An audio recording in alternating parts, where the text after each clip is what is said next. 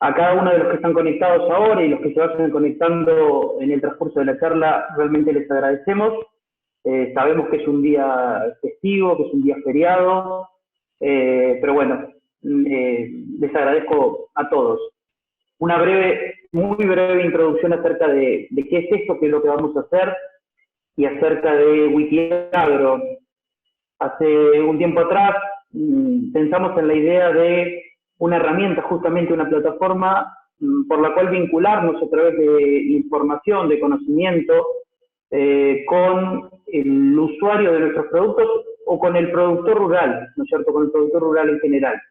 Y justamente a partir de eso es que nace Wikiagro y toma más relevancia hoy en día, cuando escuchamos muy a menudo el campo no para, y es verdad, el campo no para y nosotros como empresa tampoco paramos. Justamente en esta ambición constante de ofrecer las mejores herramientas para el productor, no solo en materia de productos, de innovación, de estar a la vanguardia de sus necesidades, también ofrecemos la mejor y mayor cantidad de información, ¿no es cierto? Y justamente esta información se enmarca en Wikiagro.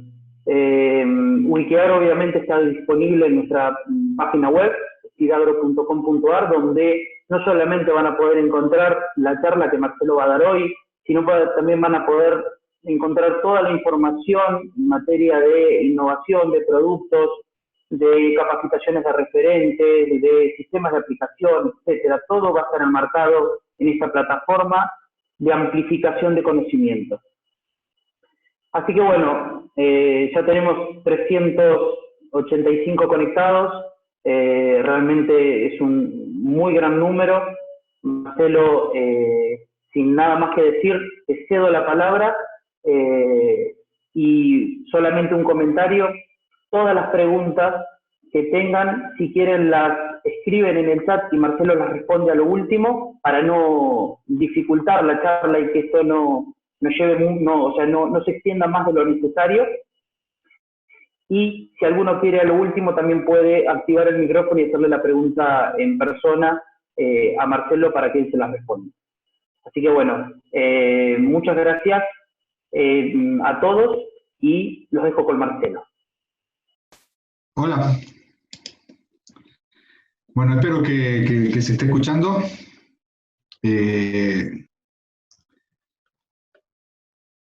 Muchas gracias, Juan Martín, por la invitación.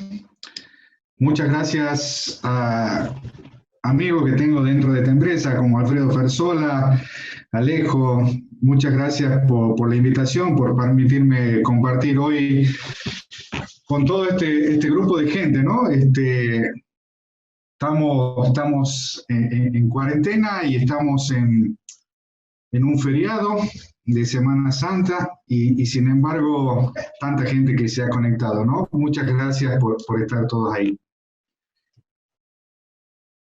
Vamos a dar una charla, vamos a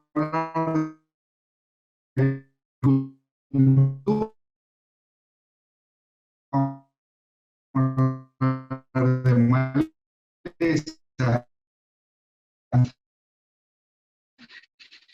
En este año que la gente ha nombrado el año internacional, todo bicho que camina va a parar al asador, no era verdad, ¿no? Y bueno, y la charla que hoy le puse fue manejo eficiente de malezas con herbicida. No eficiente, ¿por qué? Antes de seguir, ¿no? No sé si ustedes vieron el Google hoy, ¿no? En Google aparece hoy esto, ¿no? Gracias a todos los trabajadores agrícolas. No es, a veces uno no se emociona con tan poco, ¿no? Esto de que se les agradezcan a ustedes, ¿no? Que están ahí, que el campo no para, decía Juan Martín recién, ¿no? Entonces, bueno, un reconocimiento más de alguien, ¿no? En este caso venía de Google, gracias a todos los trabajadores agrícolas. Entrando ya de lleno a la charla, el tema del momento, del control de maleza. El control de maleza es es algo no tan complicado, ¿no? Es decir, si uno sigue un triángulo, que nosotros los agrónomos nos encanta tanto esto de los triángulos, el triángulo epidemiológico, bueno, eh, el control de maleza sería tener un producto eficaz, aplicado en un momento oportuno y con una buena calidad de aplicación. Y lo que vamos a conseguir es esto, es decir, un lote limpio, un cultivo bien implantado, sin daños fitotóxicos por algún problema de herbicidas, y es el triángulo perfecto. Sin embargo, desde hace un tiempo venimos observando un lote como en este caso, ¿no? Donde fíjense que tenemos malezas, no sé si se ve bien el cursor, tenemos malezas que han sido muy bien controladas y tenemos un montón de malezas que no han sido controladas, es decir, que la herbicida ha sido aplicada. Todas las malezas que se han escapado pertenecen a la misma especie. En este caso es Urochloa panicoide, que resistió a una aplicación de glifosato. Es muy raro que esto pueda pasar tan drásticamente, donde vemos el lote completamente cubierto de Urochloa, es decir, que lo que nos estuvo pasando es que no estuvimos posiblemente observando los cambios que se iban produciendo en el sistema. También podemos ver, en este caso, un lote con el leucine indica resistente a glifosato también, que posiblemente el problema haya sido una falta de timing, es decir, una aplicación en un momento no oportuno. Fíjense el estado de la maleza, cuando a nosotros nos habían enseñado que la maleza debe ser controlada en las etapas iniciales de su crecimiento.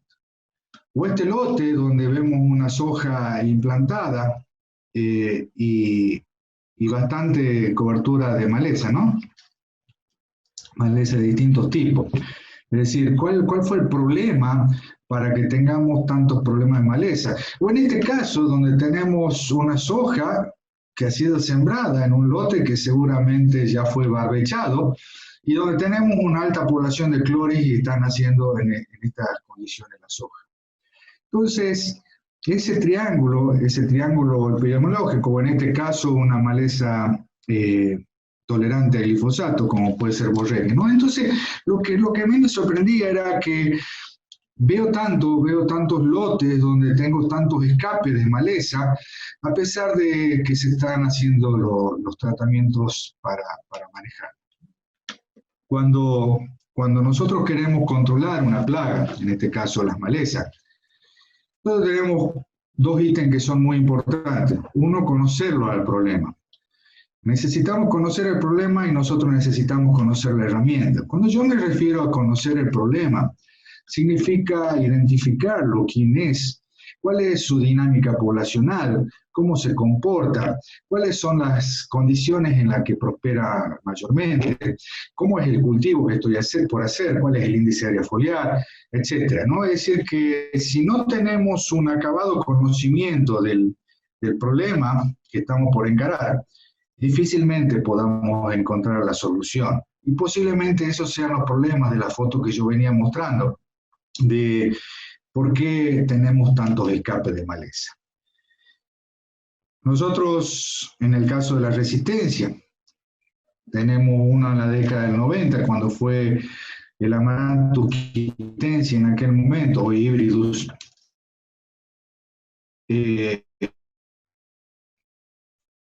resistente a ALS, pero hoy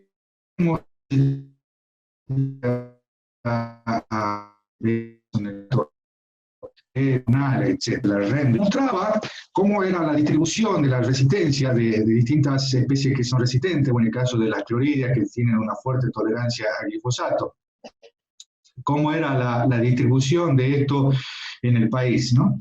Entonces podríamos decir que Amaranthus, tanto el híbrido como el Palmeri, estaba en unas 13 millones de hectáreas, que el Leucine estaba en unas 5 millones de hectáreas, que la clorida estaba en unas 8 millones de hectáreas. Esto fue actualizado y en el año 2019 APRESID nos presenta esto. Digo que en el caso del Yoyo Colorado eran unas 13, 14 millones de hectáreas y estamos en 20 millones de hectáreas.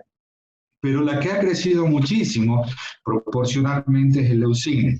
El leucine ha crecido un 80%, ya que se encontraba en 5 millones de hectáreas y hoy la tenemos en 9 millones de hectáreas, ¿no? Recordemos que una de las fotos que mostrábamos al principio de una falla de aplicaciones justamente con el leucine índica, que es una de las gramíneas que vemos con mayor crecimiento. ¿Sí?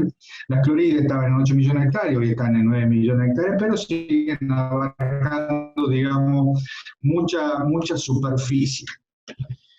Bien, si seguimos conociendo quiénes son las malezas, quiénes son el problema, y vamos a identificar, porque de esto necesitamos que conozcamos el problema, comienza en el monitoreo, porque la maleza es un ser diferente.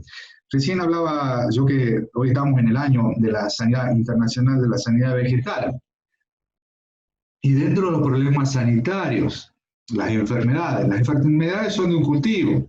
Si nosotros tenemos soja, podremos tener corinépora, podremos tener mancha marrón, sectores, podremos tener cercóspora, quicuchi, sojina.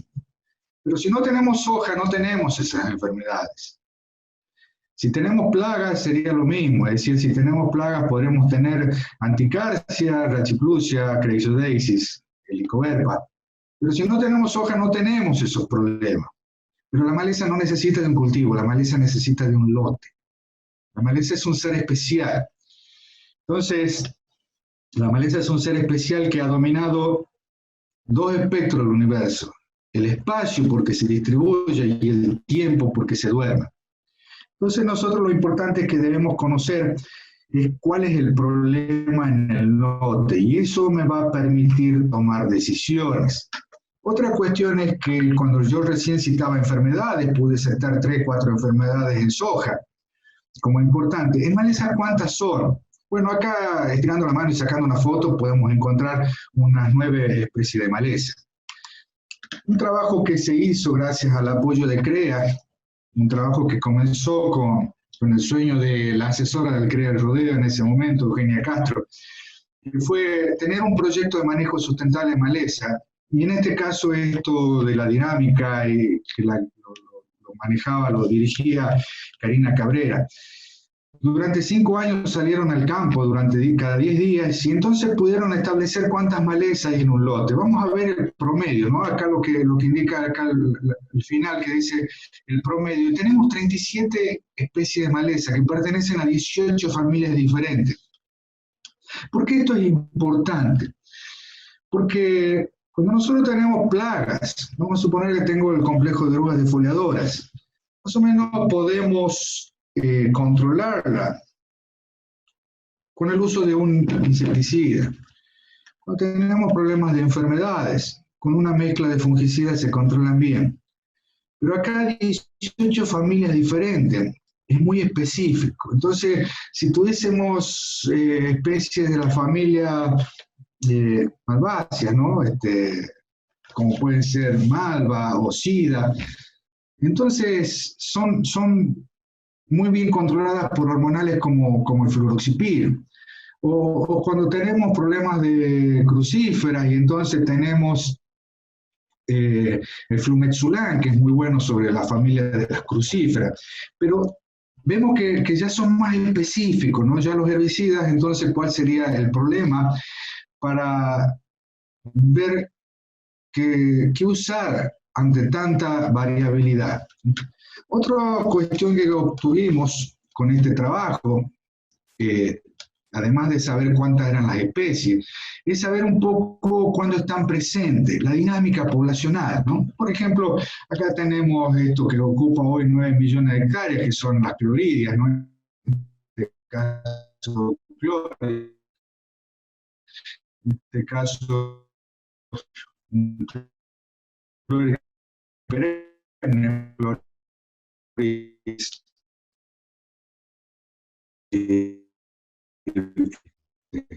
el ATA, que por acá. Veía precipitaciones con precipitaciones de 800 milímetros y tiene 4 cortes en promedio, con una ventana de emergencia durante 110 días. Ahora, cuando las lluvias bajan, cuando teníamos precipitaciones de 600 milímetros, en vez de 4 cortes tenemos 6 cortes en promedio, con una ventana que ya no son 100 días, son 150 días que tenemos que estar controlando, ¿no? Fíjense que a veces decimos, estos años secos, la dificultad de control. No es solo la dificultad de control que hacen que tengamos más predominancia de maleza, es que la maleza también se comporta diferente en esos años más secos, ¿no? Entonces, mientras con muchas precipitaciones tenemos menos cortes, las cortes aumentan cuando bajan las precipitaciones. Eso es conocer la maleza. Y lo otro, conocer la herramienta. Conocer la herramienta, cuál es la vía de ingreso, cómo es su comportamiento ambiental, cómo es su comportamiento en el suelo. ¿Qué quiero decir con todo esto? Fíjense que ahí habla de modo de acción, ¿no? Y acá hay una diferencia entre lo que es el mecanismo de acción y el modo de acción de los herbicidas, ¿sí? El mecanismo de acción es la interacción entre ese herbicida con un receptor específico, normalmente una proteína, que va a originar que se termine muriendo. ¿Cuál es el sitio donde va a actuar? El modo de acción es un término más amplio. El modo de acción incluye los procesos de absorción, translocación, metabolismo, las interacciones. ¿Qué es lo que puede estar pasando? Cuando en el año 13 tuve la oportunidad de ir a la Universidad de Missouri, invitado por una empresa, y nos mostraron esta encuesta. Esta encuesta nos dice cuáles son las principales dificultades que tenemos en el control de malezas difíciles. No tengo problema de maleza. O puede ser que sí tenga problema y entonces me falta información. O sea, cuál es la tecnología disponible donde yo estoy usando los mejores productos y no funcionan. Que no tengo tiempo para invertir en programas de manejo de malezas difíciles. O bien que no tengo dinero para invertir. Lo que contestaban en ese momento los productores en Estados Unidos fue solamente el 7%. No tenía problema de maleza, con lo cual el 93% estaba bastante complicado.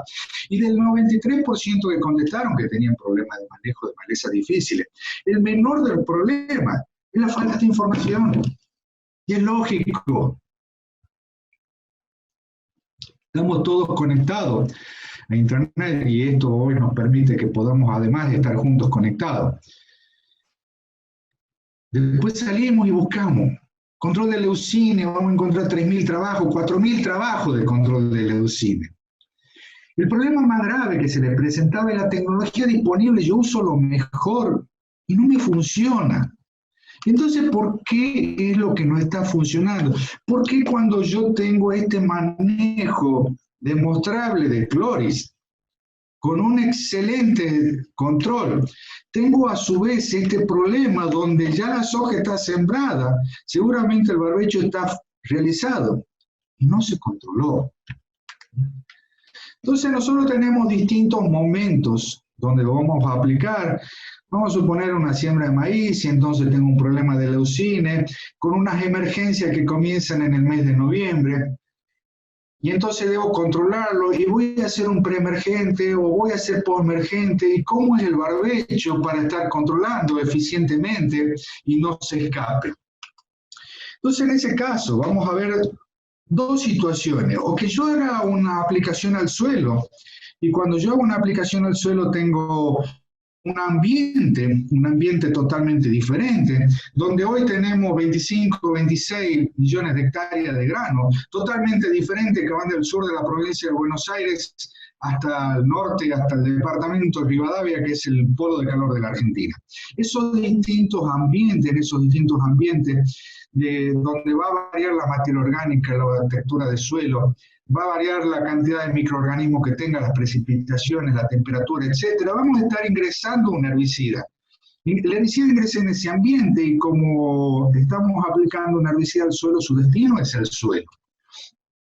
Lo primero que le va a pasar a ese producto es que va a quedar retenido, pero también puede ser que el producto sea transportado. Transportado quiere decir decir que tal cual la molécula original no va a quedar en el sitio donde está. Puede ser que se lixivie, puede ser que se volatilice. Entonces no está posicionado en el lugar donde yo necesito ese herbicida. O bien puede ser que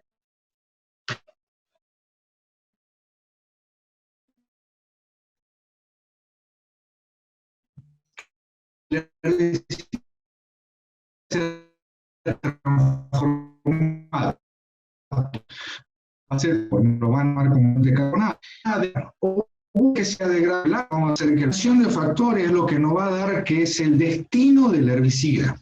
Y ese destino del herbicida puede ser que tenga eficacia o bien puede ser que tenga fitotoxicidad, y entonces ahí vamos a dar una relación beneficio-riesgo si vamos a hacerlo o no vamos a hacerlo.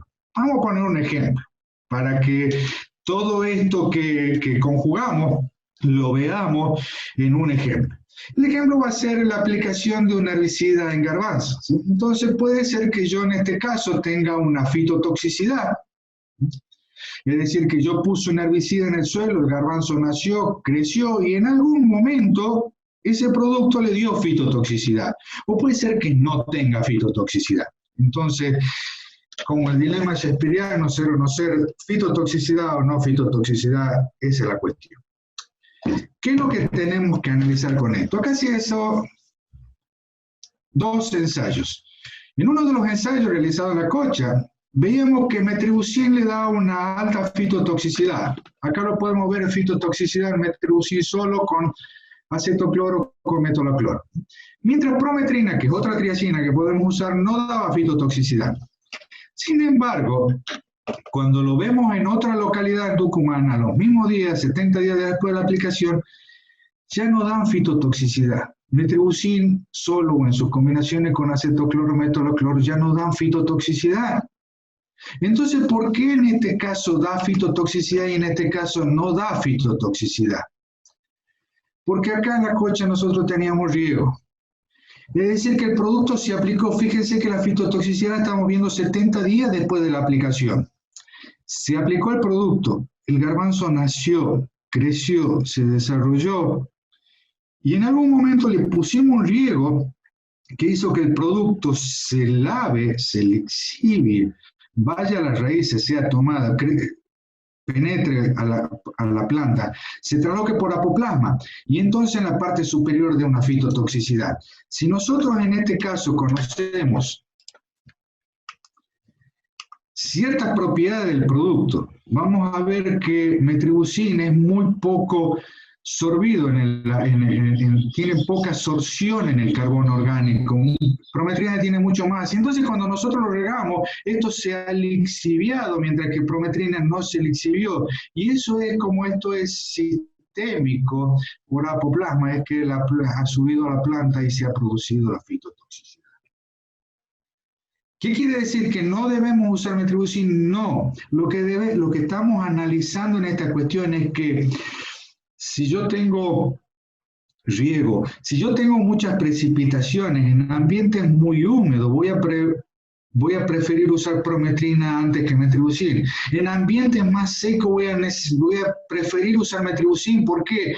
Porque si yo uso prometrina en ambientes muy secos, lo que me va a ocurrir es que va a estar absorbido en el carbono orgánico y entonces no va a estar libre en el flujo de agua del suelo para que por flujo masal me esté controlando las malezas.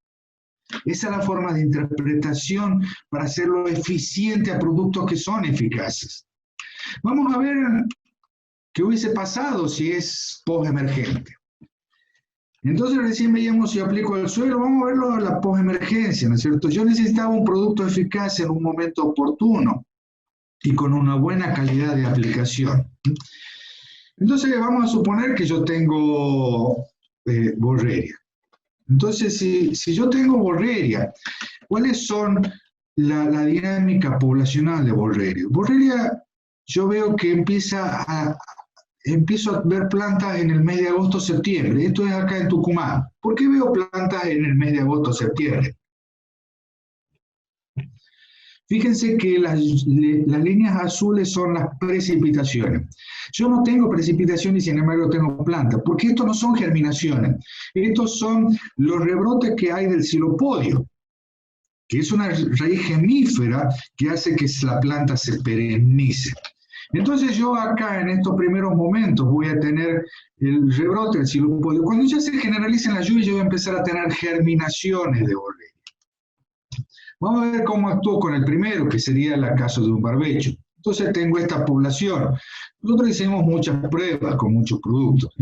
De todos los productos que usamos, Flumixacin funciona muy bien, pero el que más nos gusta para desecar borrelia es glufosinato.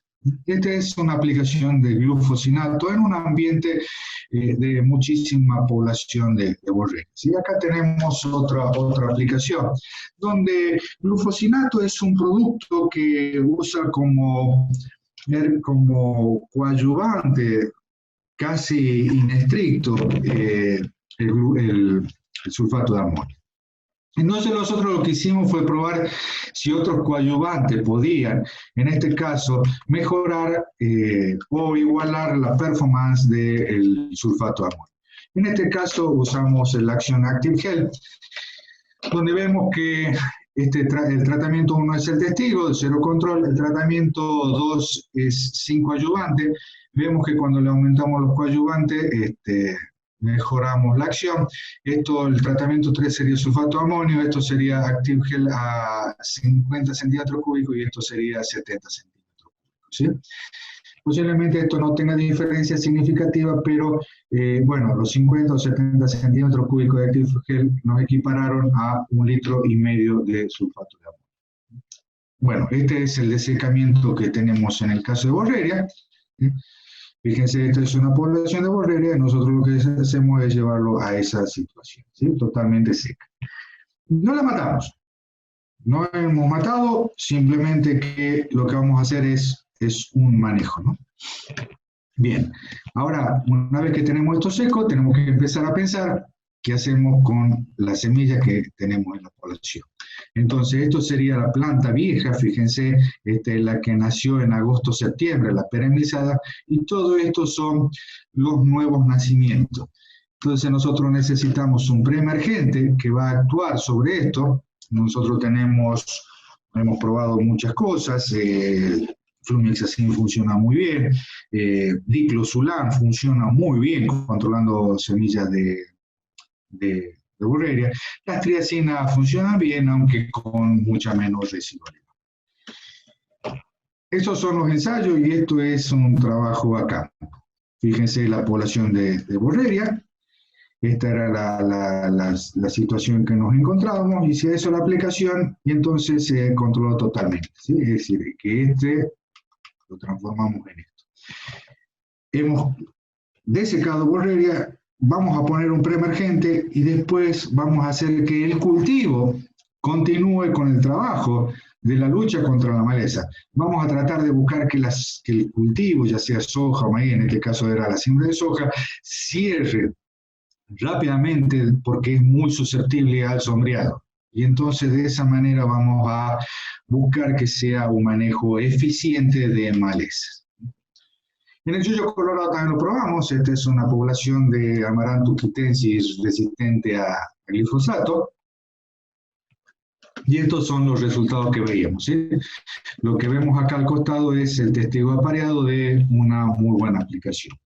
En este caso, no trabajamos con sulfato de amonio, en este caso trabajamos con un órgano siliconado con aceite, que ya lo sabíamos como de muy buena acción. Entonces, acá lo que probamos fue si podíamos tener situaciones similares, ¿sí? Entonces, en este caso tenemos que dosis de Active Gel de 50-70 fueron equiparables a la acción de un órgano siliconado con aceite, ¿sí? El aceite es penetrante. Este es un trabajo que hizo el grupo de Luis Lanfranconi con Julián Oliva y Luca Remondino. Lo cito porque para mí es uno de los grupos más serios de trabajo.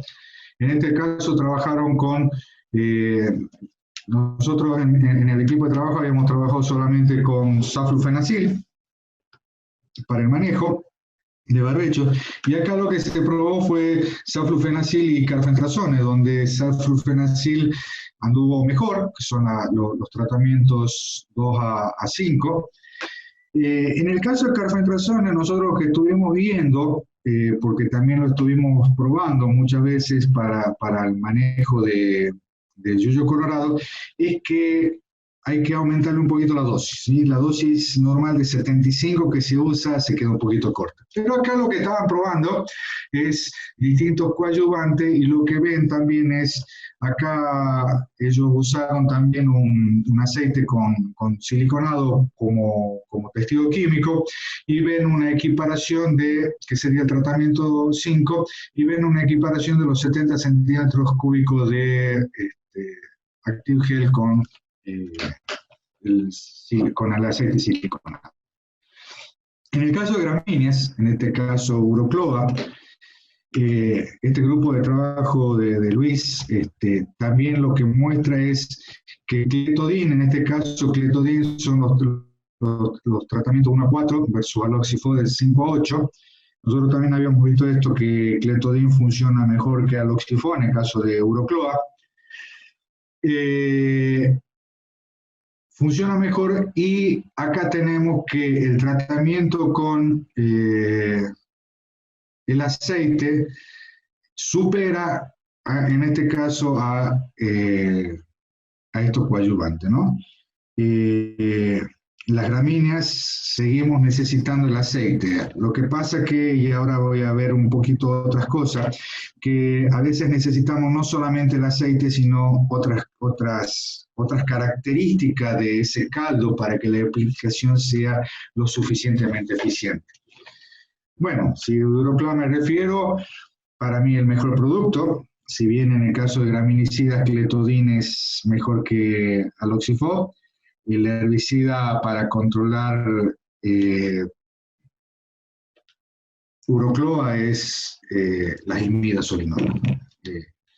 Imacetapir, el agregado de algo de imazapir, funciona perfectamente sobre Urocloa. Es el mejor herbicida. En este caso es una aplicación que hicieron los colegas de Managro, allá cerca de Quimilí, del Colorado, donde tenían una población alta de Urocloa, y fíjense que está totalmente controlado, ¿no? Felicitaciones a los colegas allá. En el caso de Cloris, bueno, ya habíamos visto las dinámicas de emergencia, con sus flujos de otoño y de verano. Cuando salimos en maíz, muchas veces salimos así, completamente sucios, porque en estos maíces tardíos el Cloris ha nacido dentro del maíz que se está entregando en los meses de abril, mayo. Pero podemos tener éxito en la aplicación. Entonces, esto es una aplicación de graminicida. El graminicida solo nos controla un 80%. Nosotros lo que vemos es que el glifosato en esas condiciones controla solo un 30%, pero hay como una sinergia entre la mezcla de glifosato y graminicida que nos lleva a estos controles de 100%. Ahora, en muchos casos, recibo consultas que me dicen, che, hice esa aplicación y no me dio resultado. ¿Qué es lo que está pasando? Entonces, la eficacia del producto, con esto lo estamos demostrando. Lo que nos está pasando muchas veces es que no estamos siendo eficientes. Entonces necesitamos el aceite es penetrante, pero además necesitamos la acidificación del caldo. Los graminicidas, Cletodin, por ejemplo, es un ácido débil. Siempre que trabajamos con ácidos débiles, que van a sufrir un proceso de ionización, necesitamos que el caldo sea ácido. Lo sabemos para el glifo, lo sabemos para los 4D sales, pero todos los ácidos débiles necesitamos que el caldo sea ácido. Entonces lo que necesitamos acá también, además del aceite, en estos casos es acidificar el caldo. podríamos decir que, bueno, estos son aplicaciones de ensayo hechos con mochila. Bueno, nuevamente voy a poner un ejemplo de los chicos de esto de Manaro, que trabajan excelente, donde identificaron que su problema de malezas en este lote eran las gramíneas, cloris en este caso. Hicieron la aplicación y tuvieron éxito, ¿no? Entonces, esto es una aplicación de graminicida con glifosato más un aceite más un acidificante. En este caso creo que se usó sulfato de amonio como acidificante penetrante. Y el éxito fue rotundo. En este caso, un lote con digitaria que estábamos probando, también con éxito en los ensayos de la aplicación de graminicida con glifo, a pesar de que es resistente a graminicida, glifosato, perdón, con el agregado de aceite y de un acidificante, ¿sí? Y esta es digitaria en este caso. Muchas veces venimos escuchando que debemos dejar las tecnologías de insumo para ir a tecnologías de procesos, ¿sí? Y a mí es algo que me sonaba, siempre me sonó medio raro, ¿no? ¿Qué es esto de tecnología de insumo, proceso? Cuando la agricultura nació como una agricultura, como un proceso de selección de las mejores plantas para tener las mejores semillas, para tener un mejoramiento, ¿no? Que fue a lo largo de después lo que se llamó la selección masiva. Está bien, nosotros tenemos una tecnología de insumo, que fue el segundo proceso, que fue empezar a incorporar fertilizantes, la sanidad vegetal. Y hoy quería poner este gráfico que es de CREA, donde los insumos pasamos a procesos. Sí, sí. Pero fíjense que el conocimiento, y es algo que fueron palabras de Juan Martín cuando hacía la presentación de esta charla, ¿no? De este wiki, que tratamos de ir a los conocimientos. Cuando nosotros pasamos a procesos, el conocimiento requerido es más importante. Cada vez es mayor el conocimiento. Por eso yo traté de poner manejo eficiente. El manejo eficiente va a ser cómo vamos a establecer procesos para que esos insumos funcionen correctamente. Eso es lo que traté de expresar en esta charla. Sería algo así como tratar de leer lo que dice en ese vídeo, ¿no? Están las bicicletas atrás, así que era medio difícil y lo puse ahí adelante. Igual sigue siendo medio difícil leer lo que dice y simplemente lo que deberíamos es tener otra óptica, otra iluminación, para ver que lo que tenemos que hacer es pensar diferente. Lo que tenemos que hacer es pensar diferente. Lo decía un supermercadista, Karl Albrecht, que decía, si siempre haces lo que siempre hiciste, siempre obtendrás lo que siempre obtuviste. Entonces yo lo que no quiero es que obtengamos nuevamente las fotos iniciales donde yo veía fallas de control y fallas de control.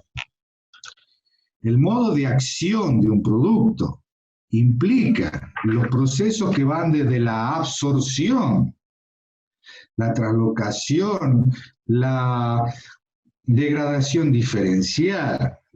Pero el proceso empieza en la absorción del producto y cuanto más producto metamos dentro de la planta va a ser más fácil que lo controlemos a esa planta. Simplemente, y espero que sirva, los invito a que pensemos diferente.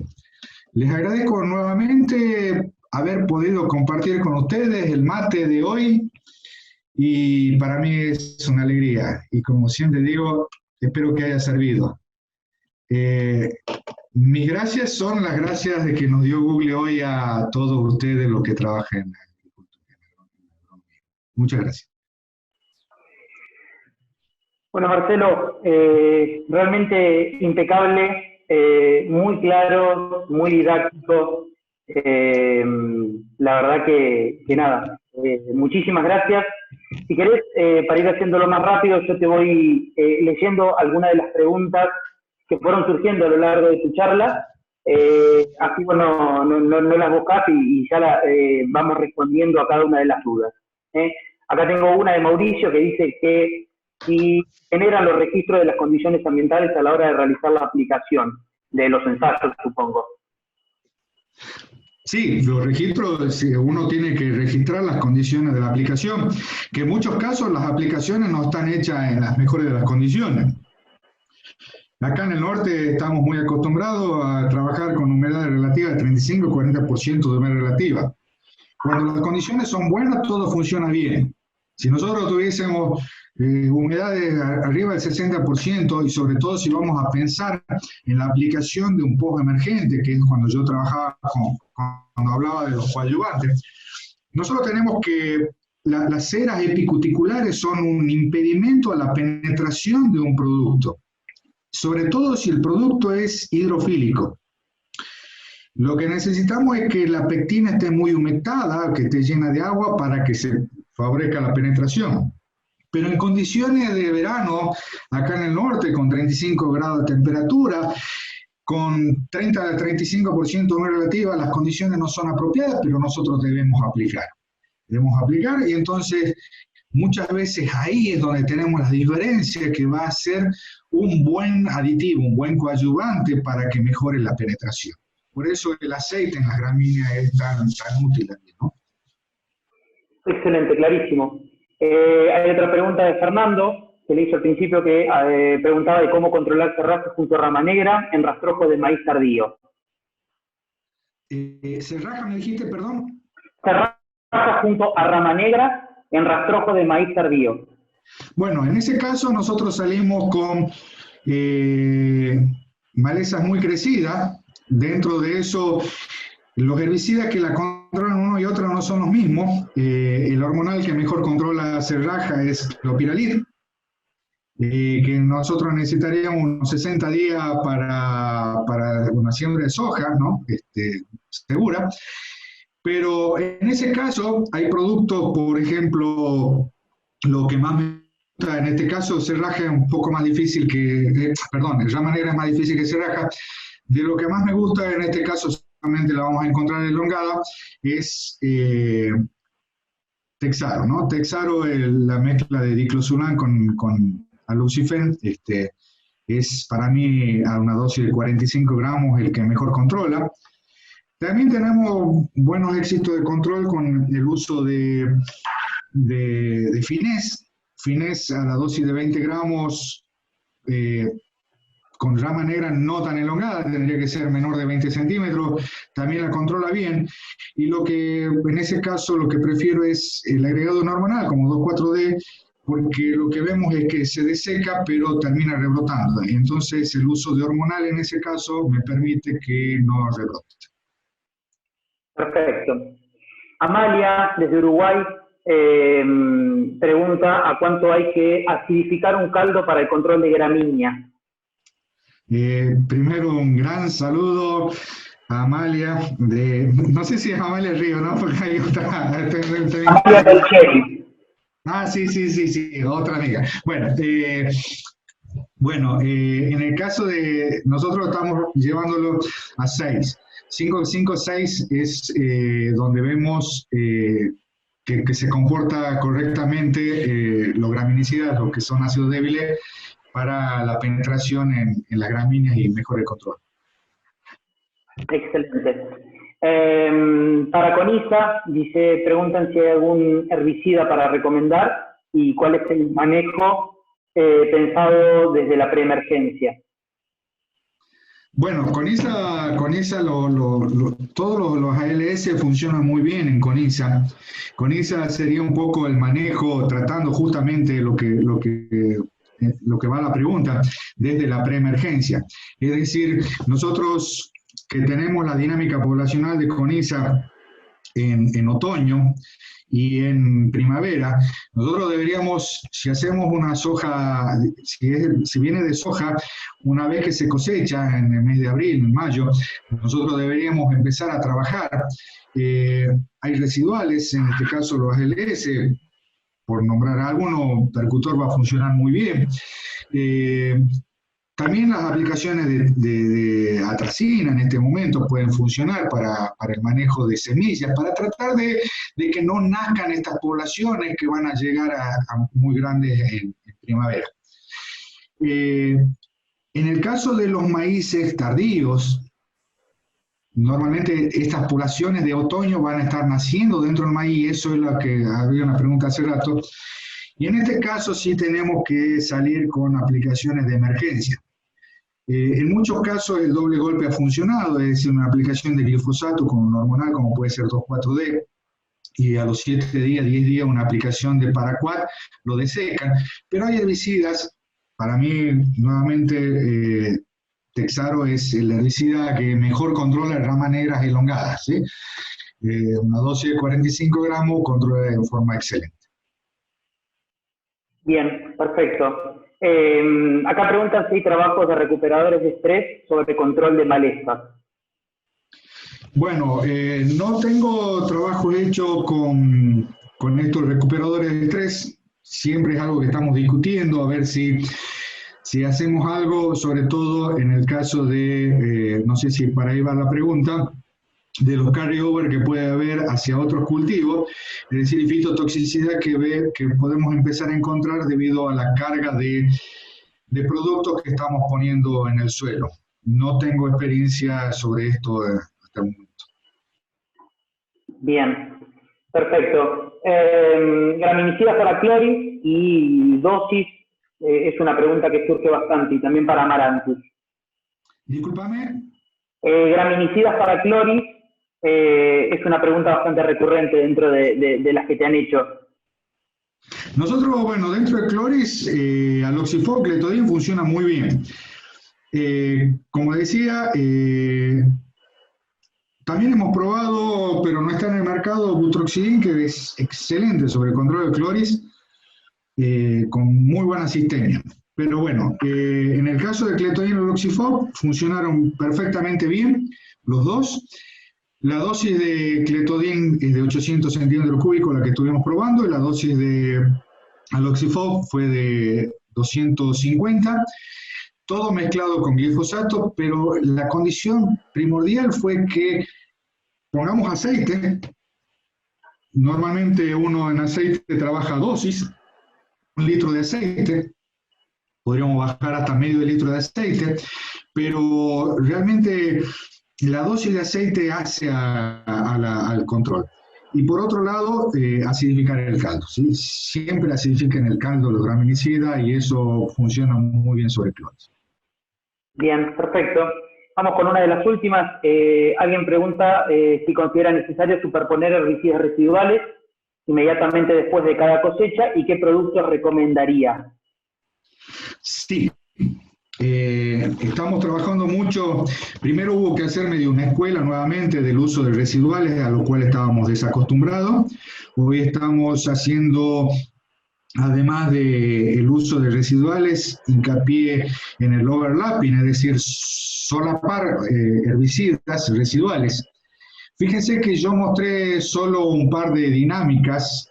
Creo que mostré la dinámica de cloris, donde veíamos una ventana de nacimiento de 100 días o de 150 días. No hay ningún residual que pueda abarcar esto.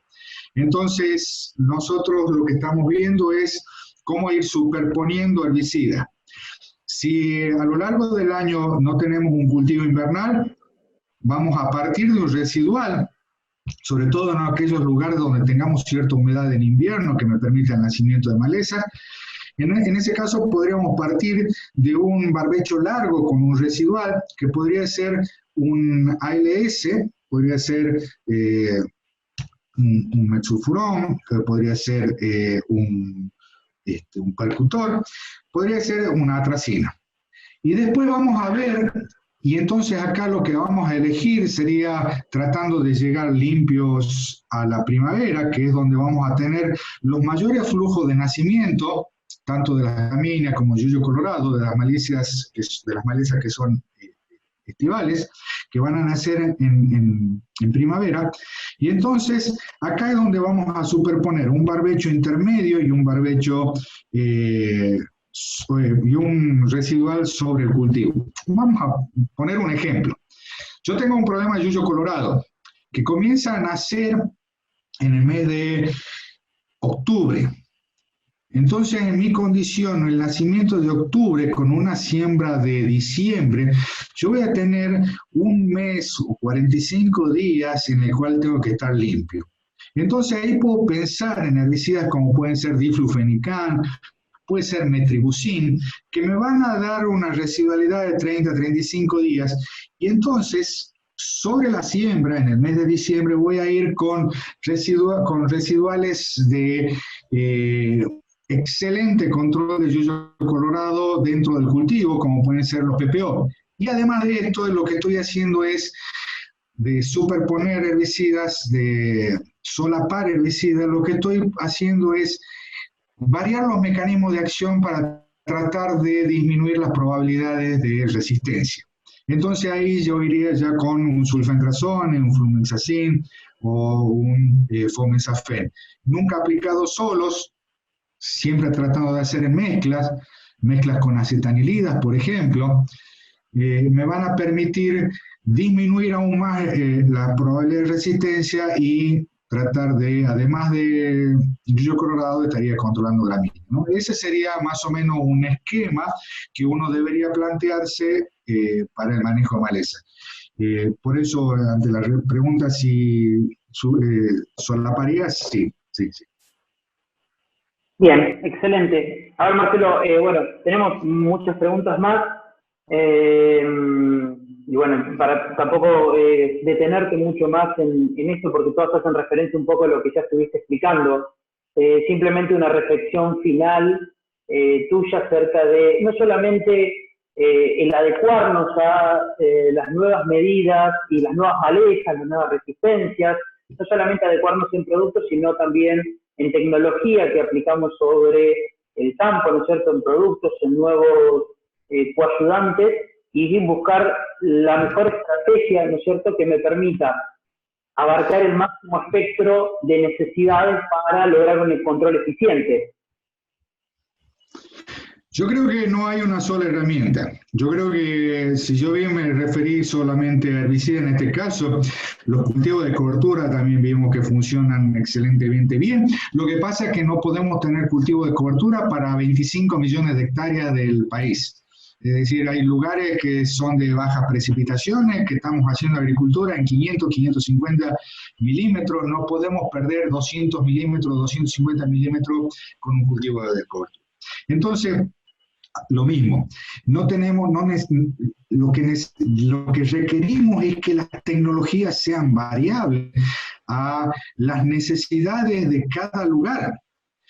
Y entonces en esto yo le pongo mucho énfasis siempre, y tal vez sea por mi desviación docente, de ser docente de la Facultad de Agronomía y desde hace más de 30 años venir formando ingenieros agrónomos, es la importancia del ingeniero agrónomo, donde lo que necesitamos es cada uno de estos soldados que están en el frente de batalla, viendo cuáles son los requerimientos de su agroecosistema.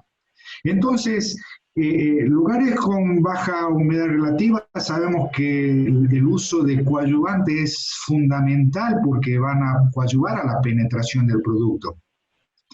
Las nuevas tecnologías podríamos empezar a decir, bueno, la aplicación de WeedSeeker, Weedit, donde cuál es la tecnología de aplicación, donde cada vez vamos viendo que no hay una sola boquilla que va a solucionar todos los problemas, y entonces, porque si no, entonces vamos a empezar a tener derivas.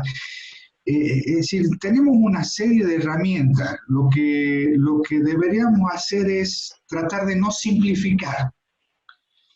Si fuese un mensaje que tengo que dar es, no simplifiquemos, porque los ambientes son complejos. Vos, Juan Martín, hablabas de conocimiento, ¿no? Y a veces interpretamos como conocimiento la información, y la información no es conocimiento. La información ayuda al conocimiento, pero la información no es conocimiento. Si yo tuviese que definir conocimiento, diría que conocimiento es poder tomar una acción correcta en un campo de incertidumbre. Eso es conocimiento. Cuando yo tomo una decisión correcta en un campo de incertidumbre, estoy aplicando conocimiento. Por eso es la necesidad que tengamos colegas, que tengamos ingenieros agrónomos que estén abocados a estas disciplinas. Totalmente de acuerdo con vos, Marcelo. Nosotros desde Fidagro entendemos, obviamente, como vos decís, la aplicación de cualquier producto en el campo no solamente es el producto que vamos a aplicar, sino también la persona que va a hacer la aplicación, el equipo, la calibración, la capacitación de la persona, el encontrar la mejor tecnología para lograr el máximo beneficio posible, ¿no es cierto? Y eso es lo que nosotros entendemos no solamente como una aplicación, sino como un sistema de aplicación. Así que bueno, nada, Marcelo, no quiero dejar de darte las gracias infinitas por habernos dado el espacio para esto, para presentarnos un poco todos los resultados, un poco todo el conocimiento que vos tenés. Esta charla para todos los que están presentes va a quedar disponible en nuestro canal de YouTube.